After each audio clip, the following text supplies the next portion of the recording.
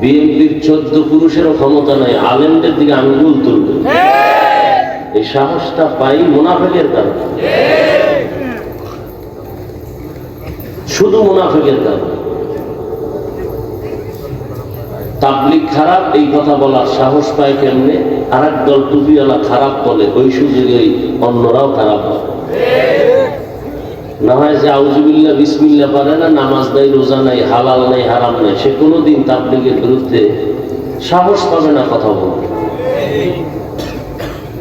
কোন ইমামের বিরুদ্ধে কথা বলতে সাহস পাবে না, কোন আলেমের বিরুদ্ধে কথা বলার সাহস পাবে না।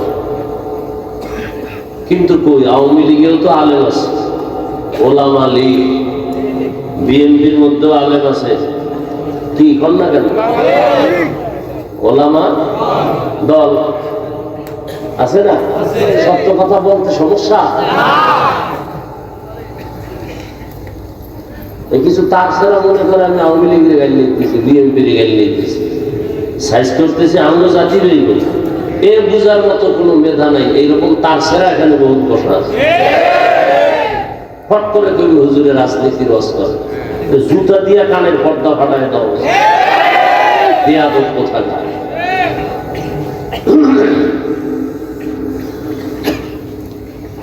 আওয়ামী লীগ করে এরকম আলেম নাই, বিএনপির মধ্যে আলেম নাই। এরা কি ইসলামের জন্য ওই দল করে না ক্ষমতার টাকার জন্য? এজন্য ১৫০০ বছর আগে রাসূল বলে গেছেন, আলেম দেখলেই দৌড় দিও না, খবরদার। আলেম দুই ধরনের, দুনিয়াতে সব থেকে ভালো হবে একদল আলেম, আর সব থেকে খারাপ হবে একদল আলেম। আমাদের লাইনে খারাপ বক্তা নাই, নামাজও পড়ে না, বয়ান করে তাকওয়া, গাড়িতে উঠে টুপি খুলে মোবাইলে ফেসবুকে মেরাজ করে, জিয়ারত করে, নাই? হাদিয়া না পাইলে লাইক দেয়, আছে না? নাই? এই আমার সাথে বেদবি করছে, আপনারা কোথায় আছেন দেখেন, নাইলে কমিটি সব রাতে ঘুমে মরে যাবে, লাইক দেয়।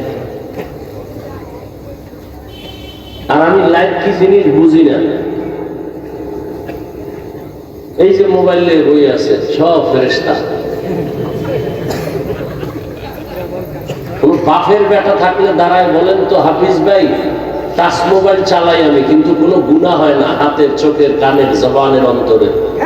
আপনার কপালে চুমা খাবো, বলেন তো? এবার বুঝেন তাহলে আপনাদের চরিত্র বেশি সুবিধা নেই। যারা টাচ মোবাইল চালায় এদের চরিত্র বেশি। সত্য কথা বলতে টেনশন করেন যদি থাকে তারা, আমি স্টেজ থেকে নিচে এসে আপনার কপালে চুমা খাবো যে আপনি টাচ মোবাইল চালান কিন্তু গুনাহ করেন না।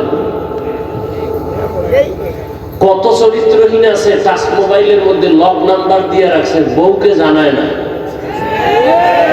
এই স্বামী নিঃসন্দেহে চরিত্রহীন, নিঃসন্দেহে চরিত্রহীন। ওর চরিত্র ভালো না, না হয় ওর মোবাইলের পাসওয়ার্ড বউ জানবে না কেন? কথা বলেন না, ওটা কুলাঙ্গার, স্বামী নামের কলঙ্ক, চরিত্রহীন।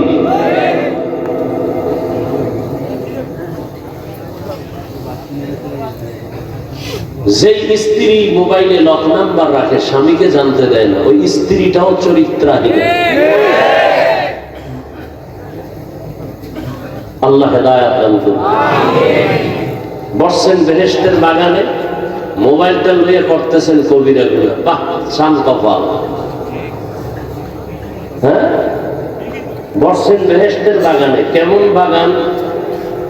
রাসূল বলেন বসার সাথে সাথে সব গুনাহ হয়। কিন্তু সান কপাইলারা মোবাইল নিয়ে ছবি উঠায়, করতেছে কবিরা গুনাহ, কবিরা গুনাহ, কবিরা গুনাহ। যারা মোবাইল নিয়ে ছবি তুলতেছে, পৃথিবীর কোন মুফতি সাহেবের বাবার ক্ষমতা নাই এই ছবি উঠানো হালাল বলার কোন সাহস আছে? স্পষ্টই ছবি তোলা হারাম, হাজার কোটিবার কবিরা গুনাহ হারাম।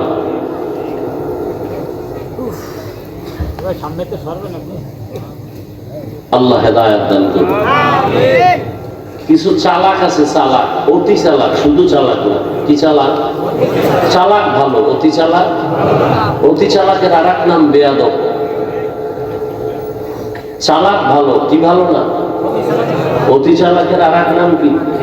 বেয়াদব। এরা বলবে হাফিজ ভাই এত জোরে ফতুয়া দিলেন, এই যে এতগুলো ক্যামেরা বয়ে রয়েছে, এত কিছু বল না। ও মনে করছে আমি বলো, আমি প্রশ্নের উত্তর না যাই না বয়ানে বসছি। আল্লাহ হেদায়াত দান করুন। সংসার ধ্বংস হয়ে গেল মোবাইল। সন্তান মা বাবাকে জবাই করে, পেছনে কাজ করে মোবাইল। মা বাবা সন্তানকে হত্যা করে, ভাই ভাইকে জবাই করে, সহযোগিতায় কাজ করে কি? মোবাইল। ছাত্রদের লেখাপড়া ধ্বংস, কি কারণে? মোবাইল। চরিত্র শেষ, শারীরিক দুর্বলতা দিন দিন, হাড় দুর্বল, চোখের পাওয়ার দুর্বল, কিডনি দুর্বল। কিসের কারণে?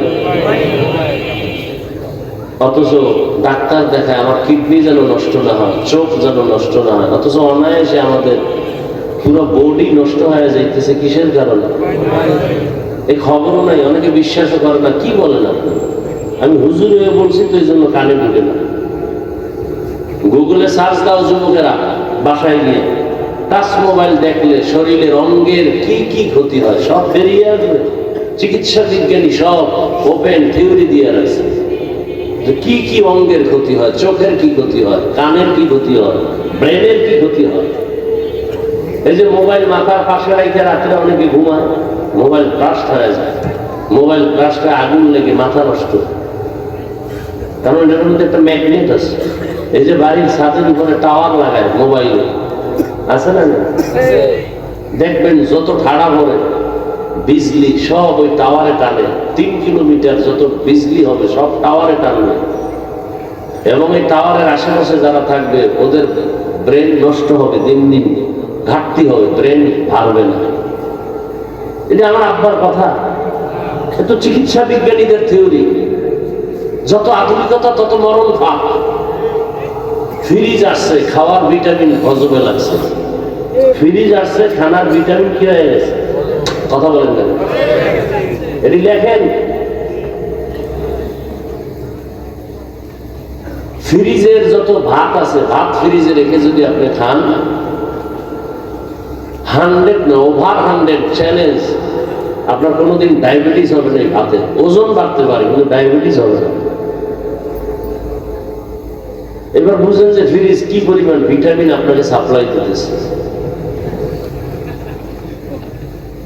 ফ্রিজে ভাত রাখবেন, এটা যদি আপনি গরম করে খান বা ঠান্ডা খান, পেটও ভরবে কিন্তু কোনো ডায়াবেটিস হবে?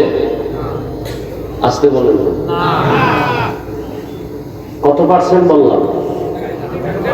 ওভার 100 বলছি। শরীরে ওজন বাড়বে সেটা ভিন্ন বিষয়। খাইবেন আর বাথরুম বোঝাই করবেন, কাম করবেন না, তো ওজন বাড়বেই।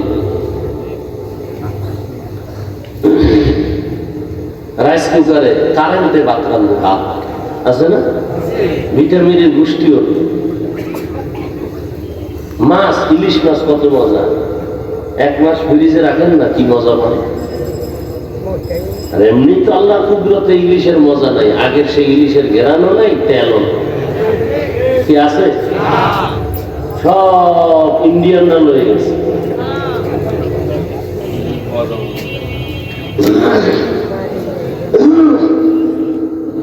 পহেলা বৈশাখ খাবেন না এই গজবের ইলিশ আর পান্তা ভাত? আমি তো ইলিশ আর পান্তা ভাত খাই মাঝে মাঝে। ইলিশ পান্তার মজা আছে, অনেক মজা। বাকি পহেলা বৈশাখী খাইতে হবে, এটা গুনাহ। এটা কি গুনাহ? খুব বিষ বিষ লাগতেছে অন্তরে, না জ্বলতেছে মনে হয় কিছু দিন। জ্বলবে না, আকাম করবেন তো, আমি বললে তো একটু জ্বলবেই। আপনি আকাম করেন, একটু দোষ নাই, আমি বলি কেন এটা দোষ না? মরাটারে মারো কেন, লড়ে কেন? অন্তর এত নষ্ট হয়ে গেছে। ভালো কথা শুনতেও চায় না, চোখের চশমার আয়না কালো, এসে প্যান্ডেলে কয় বাতি কালো কেন, কেয়ামত আসলো নাকি? বলে তোর চোখের উপরে কেয়ামত আসছে, মাঠে আসেনি। সমস্যা বাতিল না চোখের? চোখে। তাবলিগ ভালো, পীর মুরিদি ভালো, কওমি মাদ্রাসা ভালো, আলেম ওলামা ভালো, যারা ভালো বলে না এদের অন্তর খারাপ।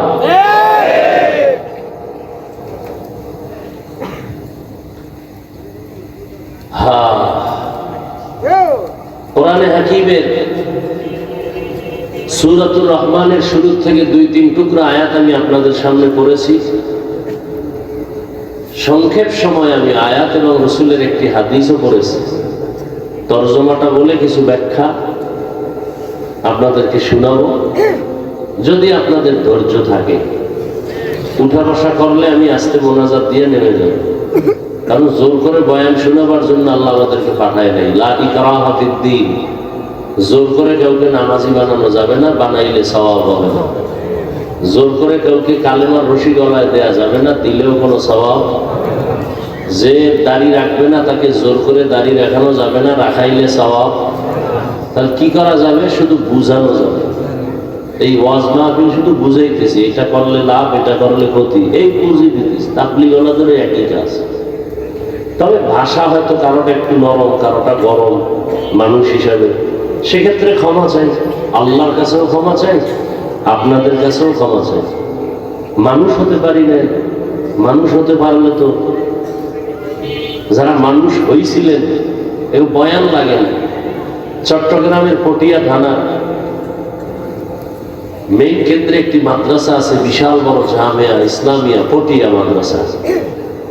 ওই মাদ্রাসার বাণী প্রতিষ্ঠাতা মুফতি আজিজুল হক রহমতুল্লাহ আলাইহি, এরা মানুষ ছিলেন। স্টেজে বসে নাহমাদুহু বললেই পুরো ময়দানের মধ্যে একটা কিয়ামতের আলামত শুরু হয়ে যায়। এরা ছিলেন মানুষ, এদেরকে দেখলেই জাহান্নামী মানুষগুলো জান্নাতের পথে আসার জন্য পাগল হয়ে যায়। আমরা মানুষ হইতে পারি না। বক্তা হয়েছি ঠিক, মাওলানা হয়েছি এটাও ঠিক, মানুষ হতে পারি না। মানুষ বড় ভিন্ন জিনিস। মানুষকে আবার বয়ান করবো কেন? দেখেন, আপনারা মানুষ, মুসলমান, আপনার আমার আল্লাহ এক, নবী এক, কোরআন এক, কাবা এক, ধর্ম এক, কালেমা এক, কি না আলাদা? অথচ আমি দাড়ি রাখি, আপনি দাড়ি রাখতেই চান না। আপনিও মুসলমান, আমিও মুসলমান, আপনার আল্লাহ আমার আল্লাহ দুই না এক? তাহলে আপনাকে দাড়ির জন্য আলাদা বয়ান দিতে হবে কেন? টুপির জন্য বয়ান দিতে হবে কেন? সুন্নতের বয়ান দিতে হবে কেন? সুদের বিরুদ্ধে আপনাকে বুঝাতে হবে কেন? ঘুষের বিরুদ্ধে আপনাকে বয়ান করে বুঝাতে হবে কেন? ওই যে একটু আগে বলছি, আসলে মানুষ হতে পারে না। যেই বয়ান আলেম ওলামারা, তাবলীগওয়ালারা, পীর সাহেবরা জুমার বয়ানে যেই পরিমাণ আপনাদের বয়ান করে, এর 1000 ভাগের 1 ভাগ বয়ান খালি হিন্দুদের করলে ওরা সব মদিনার আশেক হয়ে যায়। আর আপনি বয়ান শোনার পরে বিড়ি মোনাজাত দিয়ে গেছে, বিড়ি টানতে টানতে যাইতেছে। এরকম আছে না? নিমক হারাম। কি বয়ান সুন্দর, মোনাজাত দেওয়ার পরেই বিড়ি। তা মোনাজাতে বোধহয় বিড়ি চাইছে। সুদের টাকায় ব্যবসা, বাহাদুরি ভাব, খায় হারাম, পরে মায়ের আপন গর্ভধারিণী মায়ের সাথে জিনার গুনাহ, বাহাদুরি করে। যারা সুদের সাথে জড়িত 24 ঘন্টা কার সাথে জিনার গুনাহ করে? গর্ভধারিণী আপন মায়ের সাথে জিনার গুনাহ। এই কথা বললে সুদখোরের মনে শান্তি না কষ্ট? কিছু কিছু তার সেরারা মনে করবে, হুজুরে আমার চিনল কেমনে, যে বই সেই যে আমাদের ধরলো। চিন্তা করছে সুদ খাওয়া হালাল না হারাম? যারা সুদের সাথে জড়িত এদের নামাজ কবুল হবে না, রোজা কবুল হবে না, হজ কবুল হবে না, তেলাওয়াত কবুল হবে না, মাদ্রাসা করলে সওয়াব হবে না, মসজিদে দান করলে সওয়াব হবে না, মোনাজাত দিলে কবুল হবে না। আরো শুনবেন, তওবা না করে মরলে চিরস্থায়ী জাহান্নাম। কয়দিনের জন্য জাহান্নাম? এটি লিখে রাখেন, এটি কেউ বলবে না, বলার সাহস নাই, বলতেও পারবে না, কারণ শিয়ালের হাতে মুরগি আমানত। আমি বলে গেলাম, আমি চিন্তা করছি একদিন আসছি আর জীবনে না আইলাম, আইসি যেহেতু জনমের মতো বলে যাবে। কিন্তু মসজিদে আগামী জুমায় যদি এই বয়ান চলে, সূর্য ডুবার পরই নোটিশ আসবে, ইমাম সাহেব 1 মাসের ছুটি। বলবে কেন? বলবে শিয়ালের হাতে মুরগি দিলে যা হয়, মসজিদ মাদ্রাসার চাবি সুদখোরের হাতে দিলে তাই হয়।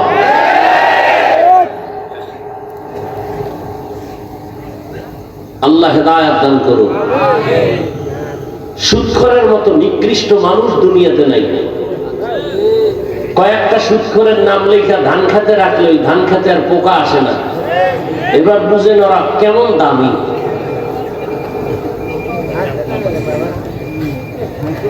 তবে আমি লিখে দিলে হবে না, ভালো কোনো আমলওয়ালার দ্বারা লেখাই নিতে হবে। আমি তো হাত না পাক, চোখ না পাক, জিহ্বা না পাক, অন্তর না পাক, আপনার কাজ হবে না। রাগ করতেছেন? আরে আমি আপনার এলাকায় থাকি, এত ভয় কি? ইমাম সাহেব বললে না ভয় আছে যে আগামী জুমায় পরের জুমায় দেখা হইব, একটু লজ্জা। হ্যাঁ, আল্লাহ হেদায়েত দান করুন। আয়াত হাদিসের তরজমাটা বলে নেই। আর রহমান আল্লামাল কুরআন খালাকাল ইনসান আল্লামাহুল বায়ান। কি আপনাদের এই আয়াতগুলো মোটামুটি জানা আছে না? হ্যাঁ, এই আয়াতের বিষয়বস্তু হলো মানুষ কাকে বলে। একটু আগে বলছি না আমরা মানুষ হতে পারি না, এই ব্যাখ্যাটা শুনলে বুঝবে না আসলেই আমরা কুত্তার চেয়েও খারাপ। হিংসা করা এটা কি মানুষের স্বভাব না কুত্তার স্বভাব? তাহলে আমি দেখতে মাওলানা মানুষ, কিন্তু হিংসা থাকলে আমার চরিত্রটা কুকুর থেকেও খারাপ। দলিল কোরআনের আয়াত 9 পারা সূরা আরাফ। সুযোগ আসতেছে বলবো, সময় থাকলে। আসলে বয়ান করার উদ্দেশ্য কি? বয়ানের মূল উদ্দেশ্য হলো জাহান্নাম থেকে জান্নাতের রাস্তা দেখানো। কি ভাই, আমার বয়ানের দ্বারা যদি আপনি জাহান্নাম থেকে বাঁচার পরামর্শই না পান, কোরআন হাদিস অনুযায়ী জান্নাতে আগাবার সেই পরামর্শ না পান, এটা বয়ানের মাকসাদ তো হাসিল হয় না। প্রত্যেকটা বয়ানের উদ্দেশ্য, বক্তার উদ্দেশ্য হবে একটা আল্লাহ ভোলা মানুষকে আল্লাহর দিকে আগায় দাও। তাআল্লুক মা আল্লাহ, আল্লাহর সাথে কিভাবে সম্পর্ক তৈরি হবে, এই বয়ান। আর বয়ানের দ্বারা যদি আল্লাহর সাথে সম্পর্কের সেই বিশ্বাসটা, সেই অনুভূতিটা না আসে, তো কিসের বয়ান এগুলো? আপনাকে এত বয়ান করে, যে একটু আগে বললাম আমিও মুসলমান, আপনিও মুসলমান, আমি টুপি খুলতে চাই না, আপনি টুপি দিতে চান না, কারণ কি? আপনার আমার আল্লাহ এক, নবী এক, কোরআন এক, কাবা এক, ধর্ম এক, কালেমা এক। আমি দাড়ি কাটতে চাই না, আপনি রাখতে চান না, কারণ কি? আমি বেপরদায় চলতে চাই না, লজ্জা। আপনি বেপরদায় পর্দা করতে চান না, লজ্জা, কারণটা কি? আপনাকে টাকা দিব 500 টাকা, আপনি টুপি করেন, একবার দেবেন তোর টাকা তুই খেয়ে আমার টুপি দিব না, মাথা গরম। আর আমাকে যদি বলে তোমাকে চেয়ারম্যান এমপি বানাবো, তুমি টুপি আর দাড়ি কেটে ফেলো, বলবো পৃথিবী দিয়ে দাও, তারপর দাড়ি কাটবো না। বিষয়টা কি? বিষয় কি? বিষয় কিচ্ছু না। ধোঁয়ার গন্ধ আসে কেন?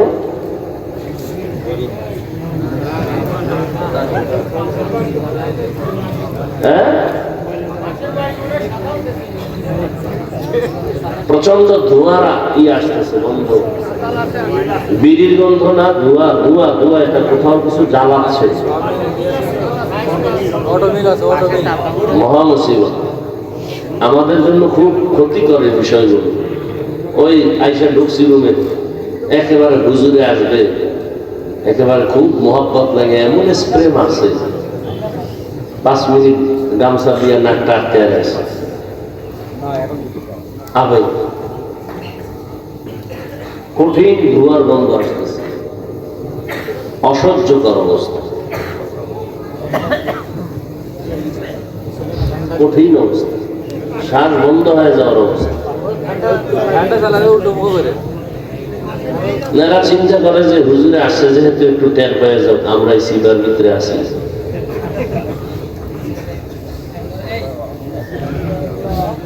কতটা ক্ষতি করে এগুলো।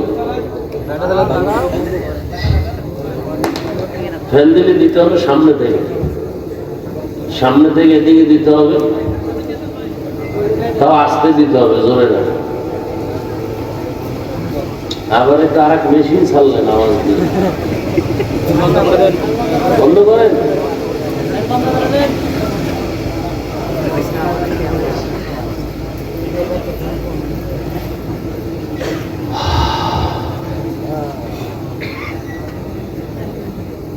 আল্লাহ বলেন আর রহমান, রহমান হলেন তিনি, আল্লামাল কুরআন, কোরআন শিক্ষা দিলেন যিনি, খালাকাল ইনসান, রহমান হলেন তিনি, মানুষ সৃষ্টি করলেন যিনি, আল্লামাহুল বায়ান, রহমান হলেন তিনি, বয়ান শিক্ষা দিলেন যিনি। নবীজি বলেন খায়রুকুম মান তাআল্লামাল কুরআনা ওয়া আল্লামাহ, দুনিয়াতে ওই ব্যক্তি বড় দামি, বড় সম্মানিত যে কোরআন শিখে অন্যদের কোরআন শিক্ষা প্রদান করে। তরজমা শেষ। হাদিসের উপর 2-4 মিনিট কথা, এরপর আয়াত নিয়ে কথা বলো। নবীজি বলছেন দুনিয়াতে শ্রেষ্ঠ ওই ব্যক্তি যে কোরআন শিখে, বলেন না কেন, সহযোগিতা করেন, অন্য কেউ শিক্ষা দেয়, তাদের মতো দামি আর কেউ নাই।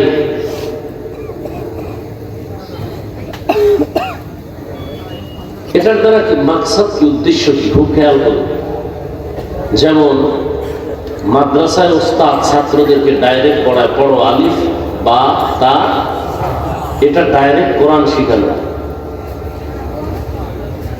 এই ওস্তাদের যেমন মূল্য, ছাত্রের যেমন শ্রেষ্ঠত্বের মূল্য, ঠিক তেমনি ভাবে যারা কোরআনের ব্যাখ্যা শিখায়, যেমন এখানে কোরআন হাদিসের বয়ান হবে, আপনারা শিখবেন, আমরা 2-4টি কথা বলবো, এটাও ওই হাদিসের মিসদাক অনুযায়ী শ্রেষ্ঠ মজলিস। এ কারণে নবীজি কি বলছেন এই মজলিসটা সম্পর্কে? নবীজি বলেন যারা কোরআন ও হাদিসের মজলিসে বসবে আর উলামায়ে আহলে হকদের 2টি কথা কোরআন হাদিস থেকে শুনে 2-একটা মাসআলা মুখস্থ করবে, শিখবে, এক মাসআলার বরকতে 100 রাকাত নফল নামাজের সওয়াব পেয়ে যাবে। যদিও মজলিসে অনেকগুলো ইসলামের বিধিবিধান শিখতে পারে, নবীজি বলেন 1000 রাকাত নফল নামাজের সওয়াব পেয়ে যাবে। আরো কত বরকতের কথা। এই যুবক, ঢুকলা কেন আর উঠো কেন? আমাদের ক্ষতি করার জন্যই আল্লাহ তোমাদের দুনিয়ায় পাঠাইছেন। জীবনে উপকার হবে না তোমাদের, হ্যাঁ, এইটাই কাম। শুরু করতে পারলাম না, বেড়াল শুরু হয়ে গেছে। তাতে বৃষ্টি হয় ভালো ছিল, তুফান হয়ে যায়, একটু ঘুমাইতাম বাসায়। মানুষের কোনো নিয়ামতের কোনো কদর নেই।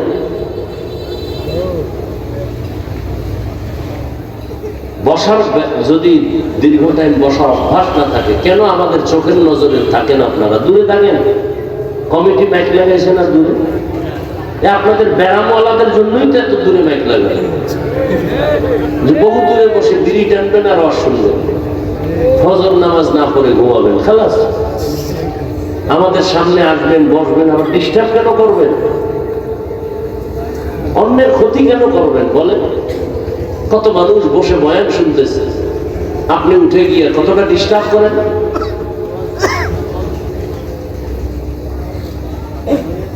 শেষ দোয়া পর্যন্ত আল্লাহ মাহফিলকে কবুল করুন। ঘর থেকে যখন বেরিয়েছে মানুষ, আপনারা দ্বীনের মজলিসে আসবেন, নবীজি কি বলছেন? প্রত্যেকের সাথে 70,000 রহমতের ফেরেশতাকে আল্লাহ কাফেলা বানায় দিয়েছেন। কতক্ষণ তারা আছেন? ঘর পর্যন্ত পৌঁছা পর্যন্ত এরা কি করবে? এরা শুধুই আপনাদের আমাদের জন্য আল্লাহর কাছে মাগফিরাত চাইবেন, আমাদের গুনাহ মাফ চাইবেন। শুধু কি তাই? এই যে একটা প্যান্ডেল এখানে জমিনে বসা, ঠিক এমন একটা মজলিস আরশে আজিমে আল্লাহ মিলে ফেরেশতাকে নিয়ে বসছেন। সেখানে কি আলোচনা করতেছে? আমরা এখানে আলোচনা করি আল্লাহর গুণগান, ওখানে আলোচনা হচ্ছে আমাদের গুণগান। আল্লাহ বলতেছেন এই মানুষগুলো বসলো কেন? অনেক বড় হাদিস। কেন আছে এরা? টাকা চায় না, বাড়ি না, গাড়ি না, কেন?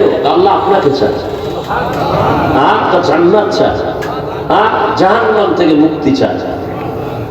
নবীজি বলেন, আল্লাহ জিজ্ঞাসা করেন ফেরেশতারা আমাকে দেখছে না? যদি দেখতো আল্লাহ তো কলিজা ফেটে আপনার জন্য পাগল হয়ে মরে যাইত। আমার জান্নাত দেখছে? কয় না। যদি দেখতো? দেখলে তো পাগল হয় সারা জীবন জান্নাতের দিকে দৌড়াতো। জাহান্নাম দেখছে বলে না। যদি দেখতো? জীবন দিয়ে হলো ওই জাহান্নাম থেকে ভাগার চেষ্টা করা।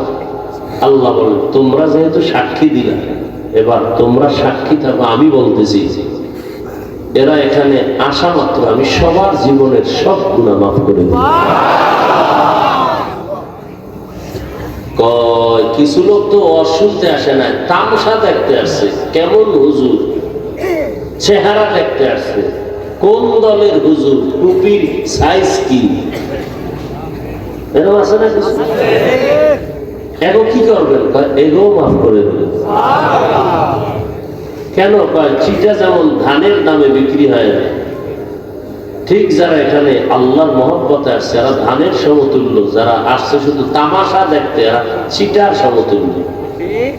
তো দুনিয়াতে যদি একটা কি বলে যেটার দাম নাই, একটা চিটা,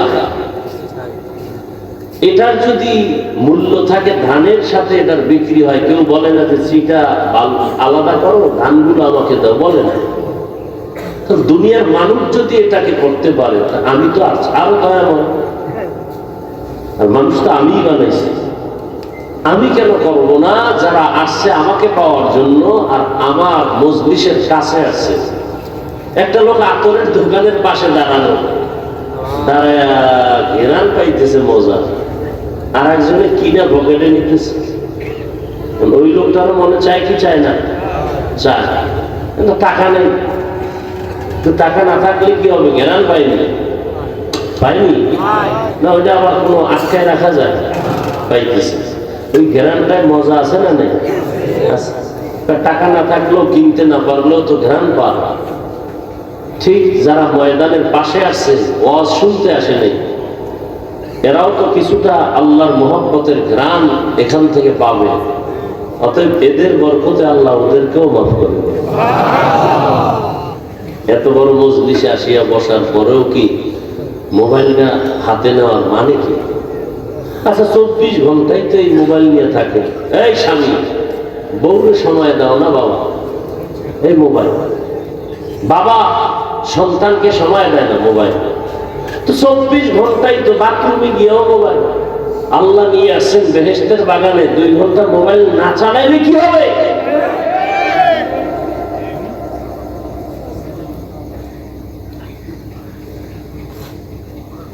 সবসময় তো মোবাইল নিয়ে থাকে। বেহেশতের বাগানে 1-1.5 ঘন্টা মোবাইল হাতে না আনলে কি হবে? কি ক্ষতি হবে বলেন?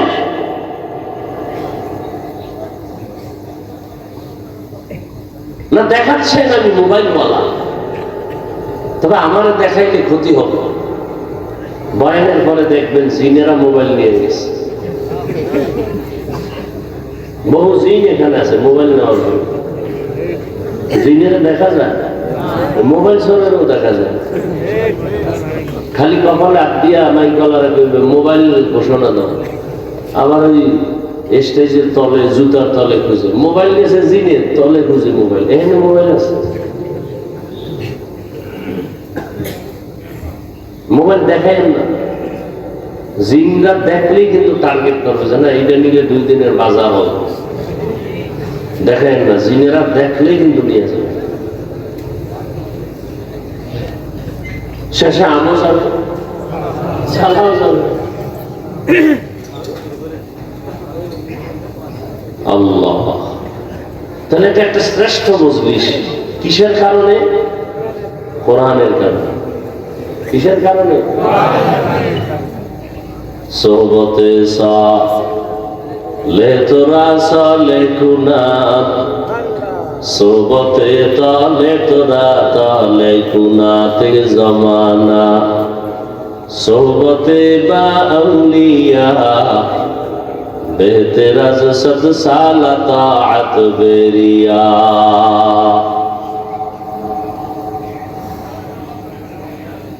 কোরআনের বরকতে এত সম্মান, কোন একজন আহলে হক উলামায়ে কেরামের কেউ দামি কোন বুজুর্গ, তাহাজ্জুদওয়ালা কোন আলেম কোন এলাকা দিয়ে যদি হেঁটে যায়, কোরআনের বরকতে আলেমের কারণে ওই এলাকার কবরের আযাব আল্লাহ মাফ করে দেন। নবীজির আর দেখা যাবে না, আর নবী আসবেন না আমাদেরকে কালেমার দাওয়াত দেওয়ার জন্য। নবী বলেন আমার জায়গায় আমার একদল নিরেট বন্ধু থাকবে, তারা হবে উলামা। ইন্নাল উলামা ওয়ারাসাতুল আম্বিয়া, উলামায়ে কেরাম আম্বিয়ায়ে কেরামের ওয়ারিস। এদের দাম কত জানো? এরা যতটা কদম দেয়, কদমে কদমে গুনাহ মাফ। সুবহানাল্লাহ। নূরের ফেরেশতারা ইলম ওয়ালাদের পায়ের নিচে তাদের পাখা বিছায়া দেন। হাত্তাল হিতানু ফিল মা, পানির মধ্যে যত মাছ আছে এগুলো কোরআনওয়ালা ইলমওয়ালার জন্য অল টাইম দোয়া করে।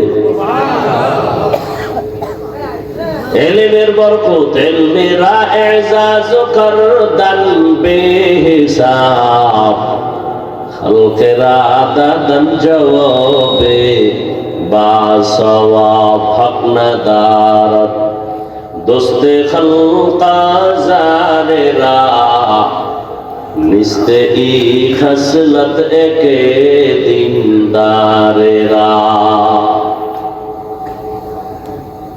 একজনে আলেম না, কোরআন হাদিস জানে, সে যদি সারা রাত দাঁড়ায় দাঁড়ায় যায় নামাজে নামাজ পড়ে, আর একজন আহলে হক আলেম বিছানায় এশার নামাজ পড়ে ঘুমায়, সাধারণ মানুষের নামাজের ইবাদতের চেয়ে আলেমের ঘুমের মূল্য আল্লাহর কাছে বেশি।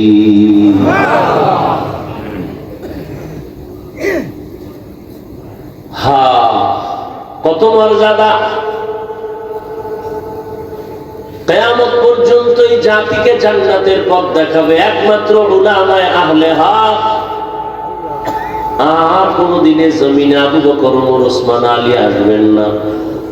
বড় বড় আউলিয়া আব্দুল কাদের জিলানী, খাজা মুঈনুদ্দিন চিশতি আজমেরি, ইমাম গাজ্জালী আসবেন না, ইমাম আবু হানিফা আসবেন না। ফাকিহুন ওয়াহিদুন, কি হাদিসটা কি? আসাদু ফাকিহুন ওয়াহিদুন, একজন ফকিহ কোরআন হাদিস রিসার্চ করে মাসআলা বের করেন। আসাদু আলা শাইতানি মিন আলফি আবেদ, 1000 আবেদ। কয় হাজার? আবেদ বুঝেন তো, খালি ইবাদত করে কিন্তু ইলম নাই। 1000 আবেদের থেকেও একজন ফকিহ আল্লাহর কাছে দাম।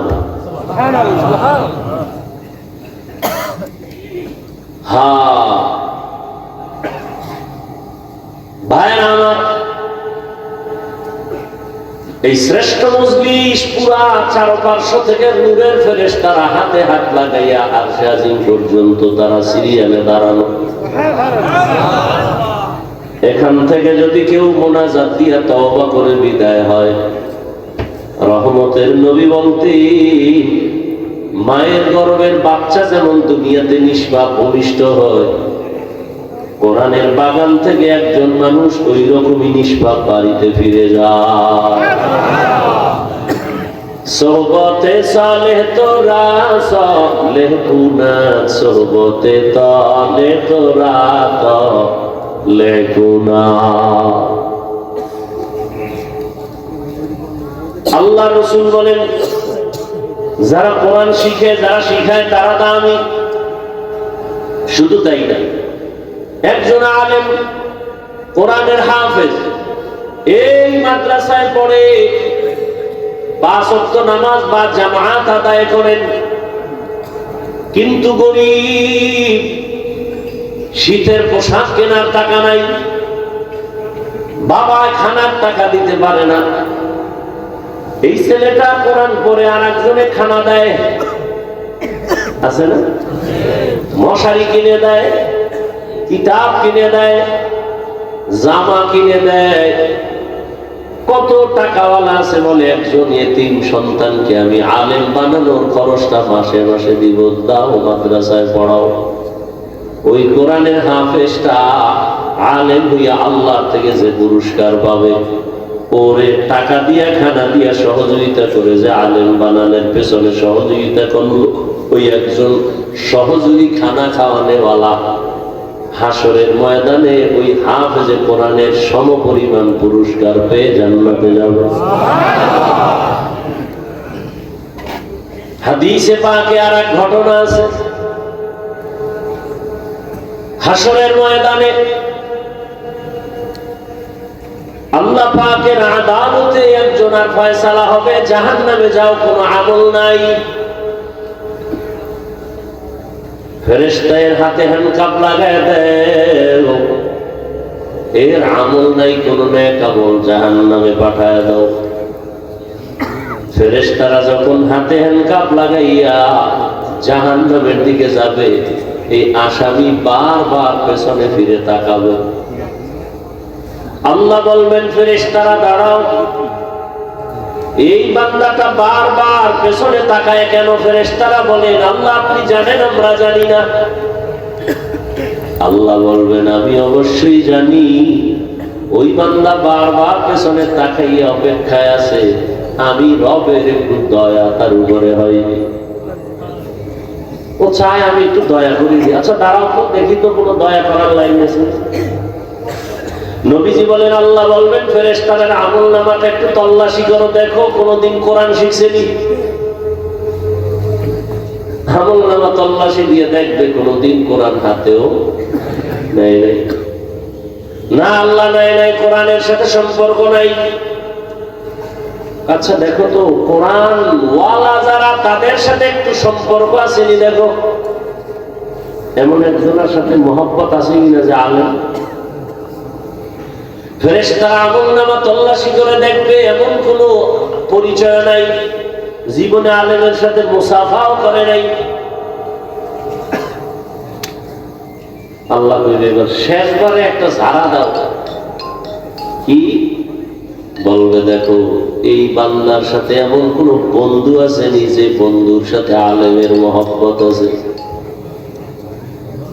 ফেরেশতারা তল্লাশি দিয়ে দেখবে, হ্যাঁ এই বান্দার একজন বন্ধু আছে, ওই বন্ধুর সাথে আলেমের সম্পর্ক। আল্লাহ বলেন, আজকে তো সুপ্রিম পাওয়ার নিয়ে আমি আল্লাহ বলছি, আমি রহিম নামের দরজা খুইলা রাখছি, রহমান নামের দরজা দিয়া ওই সূত্রে টান দিয়া আলেমের মহব্বতের সূত্রে আমি তাকে জান্নাতি বানায় দিলাম। আতিনা ফি দারে দুনিয়া না হাসান, আতিনা ফি দারে উকবা না হাসান, ইয়া গিয়াসাল मुस्तगीसीन इहदिना लफ्तिखारा बिलउलूम वलगिना हर मुरीदे नेको तू तैयार है जो न मंगे उससे तू बेजार है। आलेमेर এত সম্মান কিসের কারণে বলেন? কোরআন।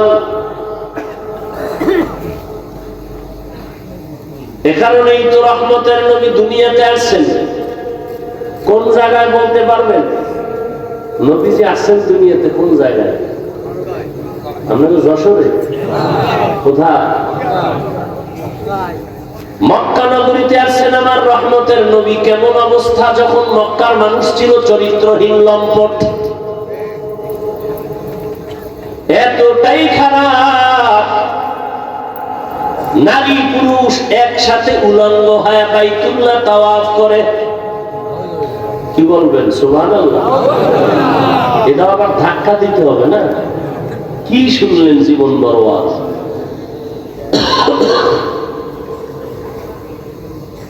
এতটাই খারাপ,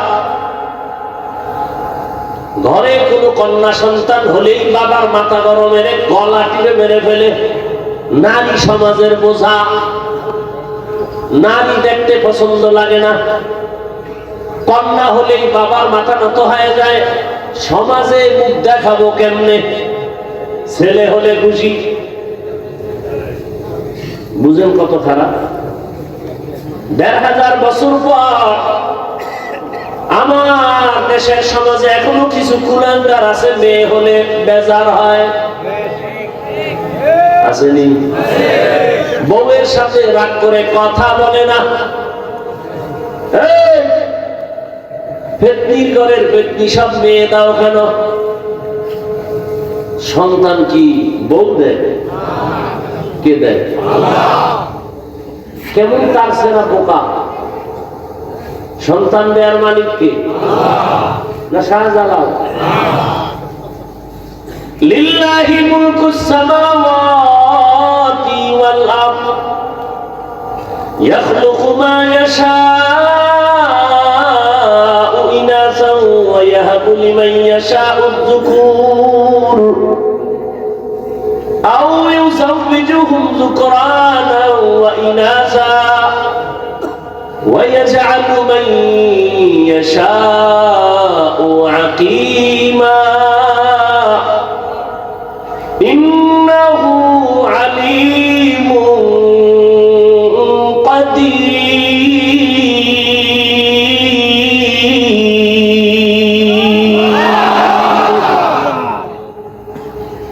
আসমান জমিনের মালিক কে? আল্লাহ। খালি মানুষের পাওয়ারের মালিক জনগণ, এটা আল্লাহর কাছে নাই। হ্যাঁ, যদি কেউ বলে সব ক্ষমতার মালিক জনগণ, কে সব ক্ষমতার মালিক? কে? আহা, অতুইজ্জু মান তাশাউ ওয়া তুযিল্লু মান তাশাউ বিয়াদিকাল খায়র ইন্নাকা আলা কুল্লি শাইইন কাদির।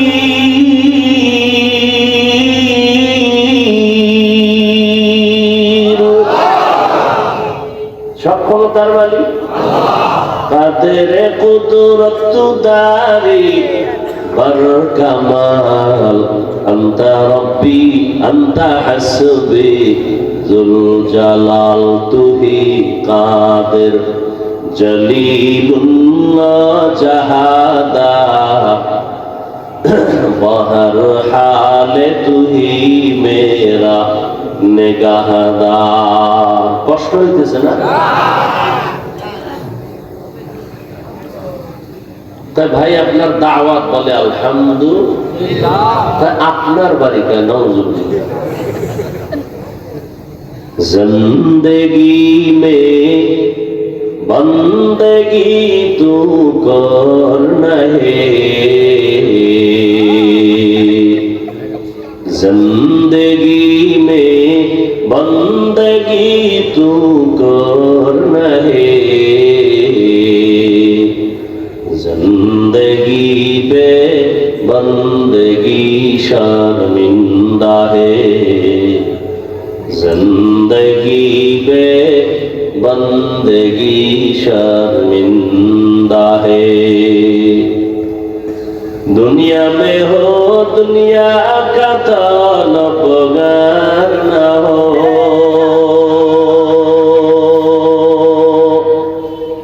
बाजार से गुजर हो खरीदार न हो।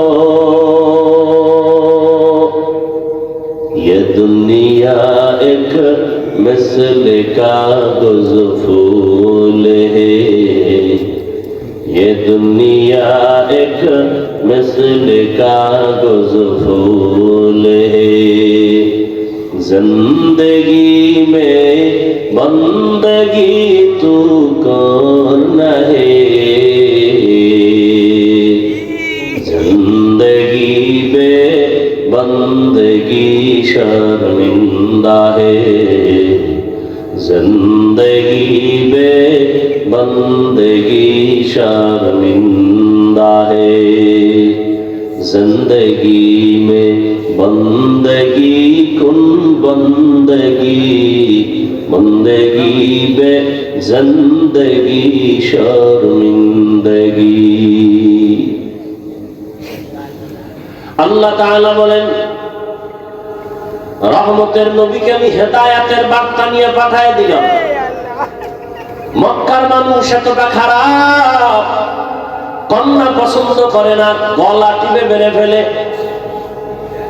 কন্যা সমাজের বোঝা। অথচ আল্লাহ বলেন, সন্তান আমি দেই, কাউকে ছেলে দেই, কাউকে মেয়ে দেই, কাউকে দোনোটা দেই, কাউকে কোনোটাই দেই না। রহমতের নবী বলেন, আমার একটা ছেলেও নাই, আমি 4 কন্যার বাবা। ও দুনিয়ার কন্যাওয়ালার বাবারা, শুকর আদায় করিও। যদি একটা কন্যা পাও, শুকর আদায় করো, তুমি একটা জান্নাতের মালিক হয়ে গেছো। দুটো কন্যা যদি পাও, শুকর আদায় করিও, তুমি 2 জান্নাতের মালিক। কন্যা হলে লাভ না ক্ষতি? কন্যা ছেলে হলে লাভ, কামাই করে খাওয়াবে। কয়জনে যে খাওয়ায়, বিয়ে করলেই নাই, বউ নাই, ছেলেও নাই। বিষয় কি কয়, ঘরে আনছে ডানা কাটা ভরি।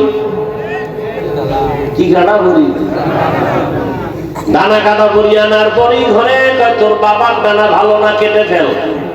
তোর মায়ের ডানাও খারাপ, চল। কই যাবো? কয় যশোর শহরে ফেলার ভাড়া ল। তোর মা বাবার ডানা ভালো না। কিছুদিন ওখানে ঘুরে ফিরা, এবার স্বামীরটা খাইয়া চুষে চুষে কয়, এবার তোর ডানাও খারাপ, হিজরত করে গেলাম। আছে না নাই? ডানা কাটা বলি, এটার ব্যাখ্যা কি আমি বুঝি না। আল্লাহ হেদায়েত দান করুন। সন্তান দেওয়ার মালিক কে? ছেলেকে দেন, মেয়েকে দেন, দোনোটাকে দেন, কোনোটাও দেন না, ক্ষমতা কার? আর আপনি স্লোগান দেন, ছেলে হোক মেয়ে হোক, দুটোর বেশি নয়, একটা হলে আরো ভালো হয়, না হইলে আরো ভালো। আহা, কপাল পুড়েছে আমার, আল্লাহর জাতির কসম। ইসলাম রহমতের নবী নারীর মর্যাদা যে পরিমাণ বাড়িয়েছে, দুনিয়াতে কোন ধর্মে নারীর মর্যাদা বাড়ায় নাই। সব ধর্মে নারীর উপরে করেছে জুলুম, ইসলাম নারীর দিয়েছে অধিকার, নারীর সম্মান। এটা না বুঝার কারণে আমগো কিছু মারা রাস্তায় নেমে বলে আমগো অধিকার আদায় করতে চাই। কেমনে কয়, পুরুষ মাটি কাটবে আমরাও কাটবো, অধিকার আদায় করব। আল্লাহ হেদায়েত দান করুন। একটা সন্তান, কন্যা সন্তান বাবার ঔরসে থাকবে, সম্মান, বাবা তার রক্ষণাবেক্ষণ করবে। মেয়েটা বিয়ে দেওয়া পর্যন্ত কোনো চাপ দেওয়া যাবে না, কষ্ট দেওয়া যাবে না। স্বামীর ঘরে যাবে, স্বামী তার লালন পালনের ভরণ পোষণের দায়িত্ব নিবে, স্ত্রী কোথাও কষ্টের কাজ করবে না। আবার যখন বৃদ্ধা হয়ে যাবে, সন্তান মায়ের খেদমত করবে। আল্লাহর ইবাদতের পরে মায়ের খেদমত। ওয়া কাযা রাব্বুকা আল্লা তা'বুদু ইল্লা ইয়্যাহু ওয়া বিল ওয়ালিদাইনি ইহসানা। আল্লাহর ইবাদতের পরে মা বাবার সাথে ইহসান করো হে সন্তান। ধমক দিয়ে মা বাবার সাথে কথা বলবা না, এমন কোন আচরণ করবা না যে মা কষ্ট পেয়ে বলবে আহ বাবু। আল্লাহ হেদায়েত দান করুন। এরে আমার কলিজার যুবক, মা বাবার দোয়া ছাড়া কসম আল্লাহ জীবন সফল কারো হবে না। তুমি জানো না ওই মা কত রাত ঘুমাতে পারে নাই, তোমাকে আমাকে ঘুম পাড়াইতে গিয়া নিজে ঘুমায় নাই। কি কষ্ট জীবনে মাকে দিয়েছো। মা বাবা শীতের দিন কষ্ট করেছে, তুমি জানো। কত বাবা ছিল গরিব, মনে চাই ইলিশ মাছ দিয়া খানা খাবে, টাকার অভাবে মাছ কিনতে পারে নাই। মা ফল খাবে, টাকা নাই, কিনতে পারে নাই। আজ টাকাওয়ালা সন্তান, তোমার ঘরে ফ্রিজে কত মাছ কত ফল, কিন্তু কি লাভ হবে? যারা আফসোস করেছে তারা সাদা কাপড়ের প্যাকেট হয়ে আছে, চাইলেও আর খাওয়াইতে পারবা। ওই মা বাবা যার বেঁচে আছে, এই রক্ত হারাইও না রে যুবক। ওই মা বাবার থেকে দোয়া নাও, কপাল খুলে যাবে। জাকির নায়েক একজন ডাক্তার, আর আমার দেশে তাসলিমা নাসরিনও একজন ডাক্তার। গোটা দুনিয়ার মানুষ জাকির নায়েকের জন্য পাগল।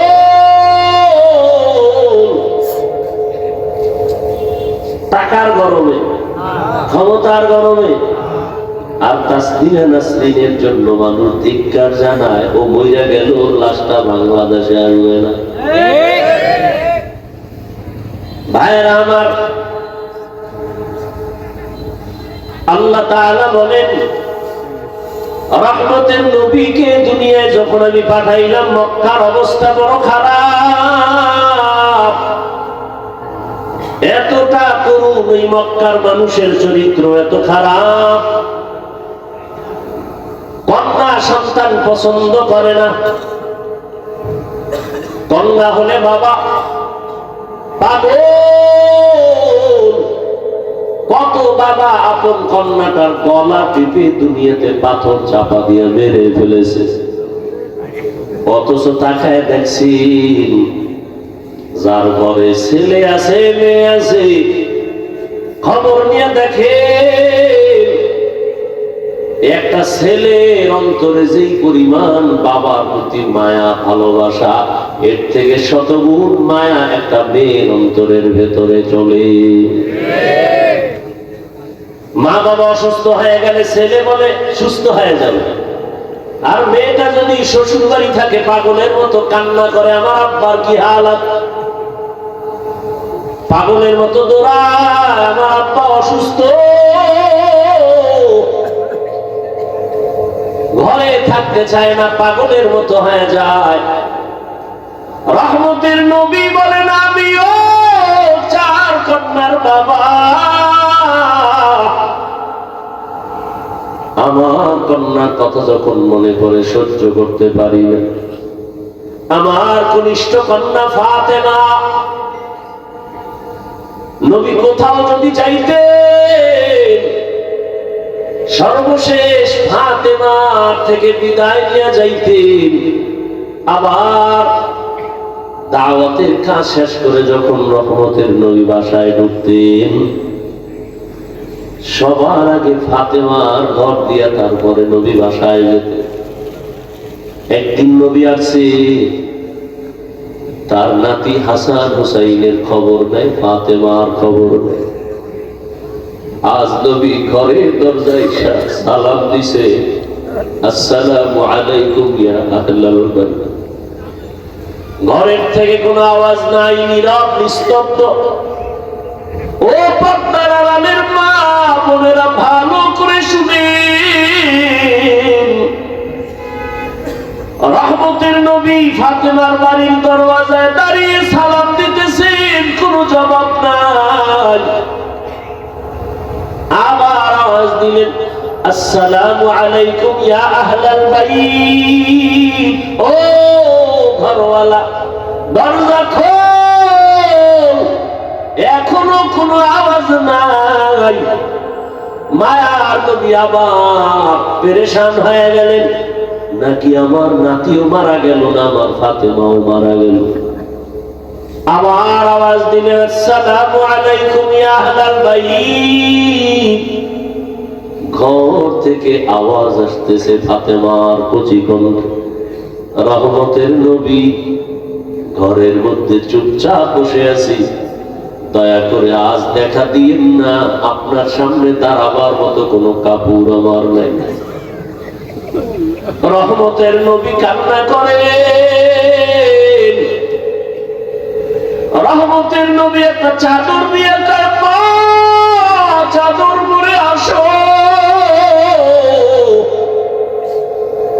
দরজা খুলে দেখে সামনে মাটির উপরে ফ্লোরে নাতি হাসান একদিকে ঘুমায়, হোসাইন একদিকে ঘুমায়।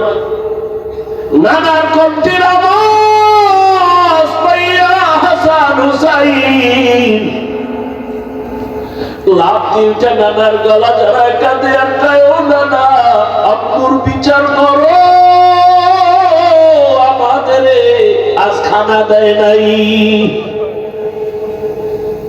আমরা না খেয়ে কান্না করে করে মাটির মধ্যে পড়ে গেলাম। ফাতেমাও কাঁদে, হাসান কান্দে, নবীও কান্না করে। এমন করুন হালাত। ফাতেমা রাদিয়াল্লাহু আনহা বলেন, রহমতের নবী, ঘরের চুলায় আগুন জ্বলে না, খানা নাই। আমার সন্তান আপনার নাতি হাসান হুসাইন কাঁদতেছে, কি দিব? পাতিলার মধ্যে পাত্রে পানি গরম করে সান্ত্বনা দিয়েছি, একটু অপেক্ষা কর, খানা রেডি হবে তারপরে খাবে। ওরা কান্না করতে করতে মাটির মধ্যে ঘুমিয়ে পড়েছে। রহমতের নবী কান্না করে, নবী খেজুর বের করে দিলে, নেও খেজুর, আমি খাই, তোমরাও খাও। রহমতের নবীর বরকতি হাত মুবারকের খেজুর খেয়ে 3 দিন 4 দিনের ক্ষুধা জাগায় নিবারণ হয়ে গেল।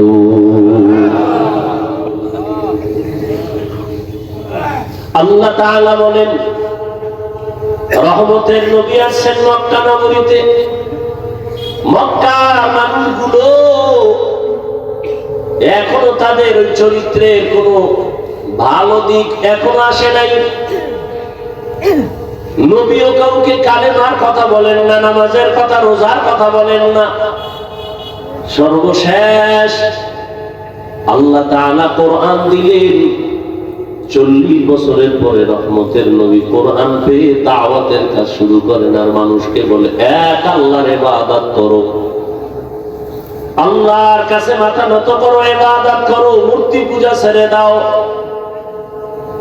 কিছুদিন পরে রহমতের নবী আবার বলে, রহমানের ইবাদত করো।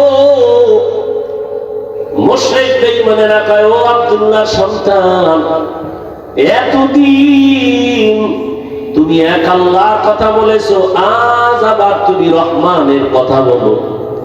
বলো, তোমার আল্লাহ একজন নাকি 2 জন? নবী বলেন, একজন। তো বলো, আবার আলাদা রহমানের কথা বললা, মানির রহমান বলো রহমানকে। নবী বলেন অপেক্ষা করো, জবাব দিব। দয়াময় আল্লাহ রহমান কে? এই কথার জবাবে আর রহমান সূরা নিয়ে কয় জিবরাইল যাও রহমতের নবীর কাছে এই আয়াতগুলো জানায় দাও, আমি রহমানকে পরিচয় দিয়ে দাও। আর রহমান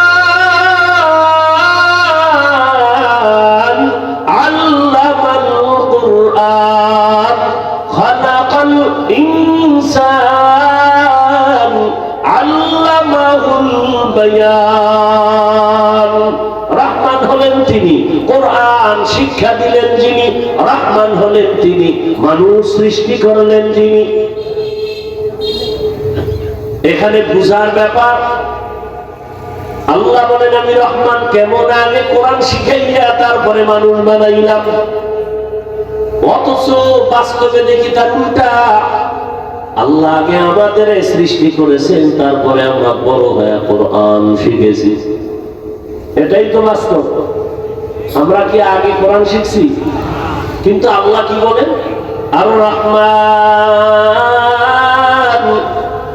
আল্লামাল কুরআন খালাকাল ইনসান আল্লামাহুল বায়ান। আমি এমন রহমান আগে কোরআন শিখাইয়া পরে তোমাদের মানুষ বানাইছি। আল্লাহর কথাই ঠিক, আমাদের বুঝের অভাব। মুফাসসিরিনে কেরাম বলেন আল্লাহ কেন বললেন আগে কোরআন শিখাইলাম পরে মানুষ সৃষ্টি করলাম? তার কারণ হলো আল্লাহর আদালতে সব মানুষ জান্নাত পাবে না। বলে তাহলে কোন মানুষ পাবে? বলে দুনিয়াতে মানুষ আবার কয়েক ভাগে ভাগ করা, একদল বংশগত মানুষ, আর একদল জন্মগত মানুষ, আর একদল হলো গুণের মানুষ, গুণগত মানুষ। আল্লাহর কাছে বংশ পরিচয়ের মানুষটা জান্নাত পাবে না, জন্মের পরিচয়ের মানুষটা জান্নাত পাবে না, একমাত্র গুণের মানুষ জান্নাত পাবে। এবার বুঝার চেষ্টা করি গুণের মানুষ কাকে বলা হয়। আদম নবী আমাদের বংশদাতা বাবা, তার বংশে আমরা আছি, আমরা বংশগত মানুষ। এই পরিচয়ে জান্নাত পাওয়া যাবে না, কারণ আদমের বংশে জন্ম নিলেই যদি জান্নাত পায় তো হিন্দুরাও পাবে, বৌদ্ধরাও পাবে, ইহুদিরাও পাবে। এই পরিচয় হবে না। আমার বাবার ঔরসে আমার জন্ম, আমি জন্মসূত্রে সন্তান, এই পরিচয়ে জান্নাত পাওয়া যাবে না। একমাত্র গুণগত মানুষগুলো জান্নাত পাবে। গুণের মানুষ বুঝার জন্য একটা মূলনীতি মনে রাখবেন।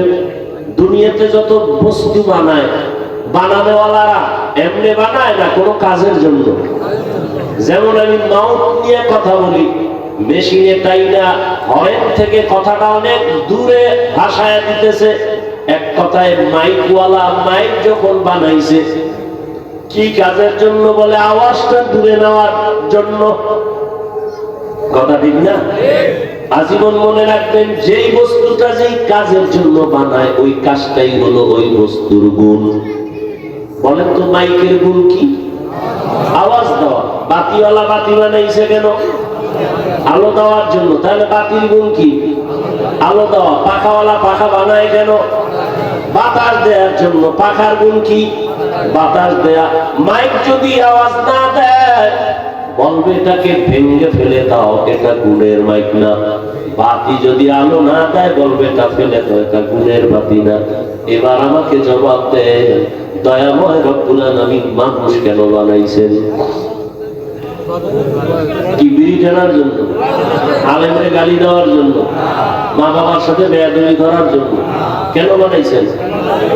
ওয়ামা খালাকাতুল জিন্না ওয়াল ইনসা ইল্লা লিয়াবুদুন।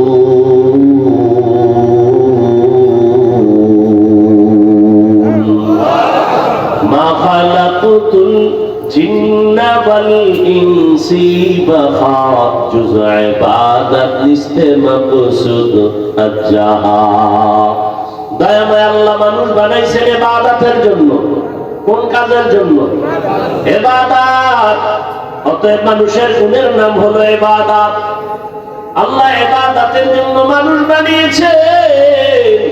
ভালো করে খেয়াল করেন, তাহলে মানুষের গুণের নাম।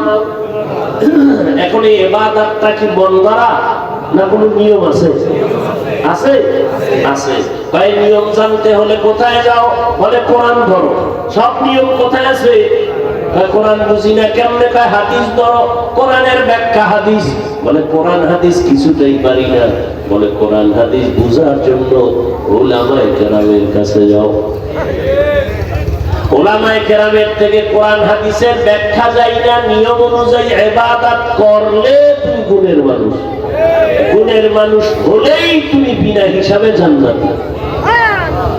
এই দিকে ইঙ্গিত করে আল্লাহ বলেন, আর রহমান আল্লামাল কুরআন খালাকাল ইনসান। আমি রহমান কোরআন শিখাইয়া মানুষ বানাইছি। অর্থাৎ যারা কোরআনের নিয়ম জাইনা ইবাদত করবে তারা গুণের মানুষ, এরা জান্নাতি।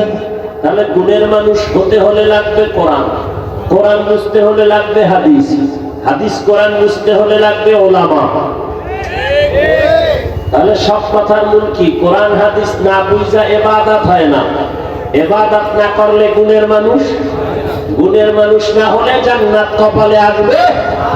এদিকে ইঙ্গিত করে আল্লাহ কয়, কোরআনের মাধ্যমে ইবাদত করিয়া যারা গুণের মানুষ হবে তারা জান্নাতি।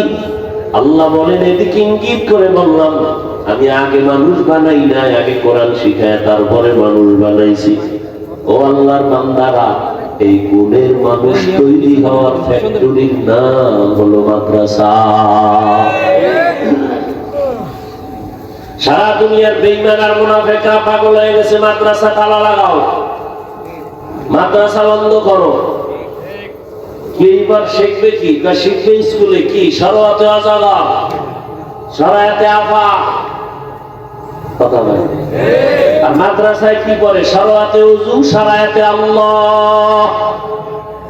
ঠিক নেই? হ্যাঁ, স্কুলে পড়ো বাধা নাই, কলেজে পড়ো বাধা নাই, ডাক্তার হও, ইঞ্জিনিয়ার হও, প্রফেসর হও। তবে আদর্শ গুণের মানুষ হতে হলে উলামায়ে কেরামের ছোঁয়া লাগাও।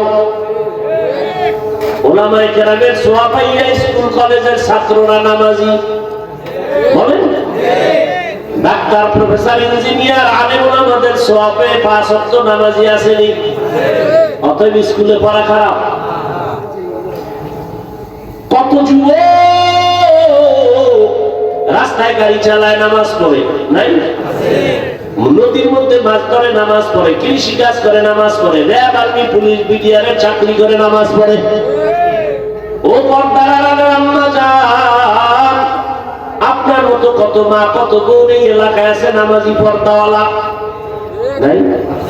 এবার তাদেরকে বলবো, যারা পর্দা করেন না, নামাজ পড়েন না, দাড়ি রাখেন না, ও যুবকেরা, আপনার কপাল এত খারাপ কেন? আপনার মতো যুবকরা যদি রাস্তায় গাড়ি চালায়, নামাজ পড়ে, কলেজে পড়ে নামাজ পড়ে, ডাক্তার নামাজ পড়ে, আপনার কপাল কেন খারাপ?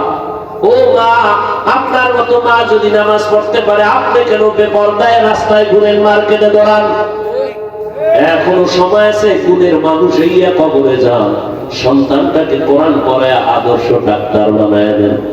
ও যুবক, মা বাবার দোয়া নিয়ে ডাক্তার হও, জীবন ডাক্তার জাকির নায়েকের মতো হবে। আর যদি বেয়াদবি করো মা বাবার সাথে, আলেমদের সাথে, শিক্ষকের সাথে, তাসলিমার পরিণাম ফল হবে। এখনো সময় আছে, তওবা করো, মনে মনে আল্লাহকে বলো, আর নামাজ ছাড়বা না, দাড়ি কাটবা না, বেপরদায় চলবা না, মা বাবার দোয়া, শিক্ষকের দোয়া, উলামায়ে কেরামের দোয়া নিয়ে চলবা, নবীর আদর্শ মেনে চলবা। মা বোনেরাও তওবা করেন, আর বেপরদায় চলবেন না। সন্তানটাকে কোরআনওয়ালা বানাবেন, ডাক্তার, ইঞ্জিনিয়ার বানাবেন, পর্দা করবেন, স্বামীর মাল হেফাজত করবেন। মুরব্বীরাও তওবা করেন, আর নামাজ ছাড়বেন না, বেপরদায় চলবেন না। সন্তানটাকে আদর্শ ইঞ্জিনিয়ার, প্রফেসর, ডাক্তার বানাবেন। তওবা করার মতো যদি অন্তর থাকে, মুনাফিকি না থাকে, খাঁটি তওবার নিয়তে দুটো হাত আল্লাহকে দেখায় দেই। আল্লাহ হাতগুলো কবুল করে নেন, তওবা কবুল করে নেন। তওবার উপরে মজবুত হয়ে চলার তৌফিক দান করেন আমিন। আলহামদুলিল্লাহি রাব্বিল আলামিন। والصلاة والسلام على سيد الأنبياء والمرسلين وعلى آله وأصحابه أجمعين يا أرحم الراحمين يا أرحم الراحمين يا أرحم الراحمين رب ارحمهما كما ربياني صغيرا اللهم إنك عفو كريم تحب العفو فاعف عنا اللهم إنا نسألك رضاك والجنة ونعوذ بك من سخطك والنار اللهم إنا نعوذ بك من البرص والجنون والجذام وسيء الأسقام রব্বুল আলামিন মেহেরবানি করে আপনি আমাদেরকে মাফ করে দেন, ওলামায়ে কেরামদের কবুল করে নেন, মুরব্বী হাজী সাহেব ব্যবসায়ী চাকরিজীবীদের কবুল করে নেন, যুবক ছাত্রদের কবুল করে নেন, পর্দার আড়ালের মা বোনদের কবুল করে নেন, মাদ্রাসা কবুল করে নেন, এলাকাবাসীকে কবুল করে নেন। আয় আল্লাহ গুনাহমুক্ত তওবাওয়ালা জীবন দান করেন। আয় আল্লাহ আয়োজনকারী সহযোগিতাকারী দান সৎকারীদের কবুল করে নেন। এলাকার ঘরে ঘরে শান্তি দান করেন। আমার কলিজার যুবকদের 5 ওয়াক্ত নামাজি কোরআন পড়নেওয়ালা বানায় দেন। মোবাইলের গুনাহ থেকে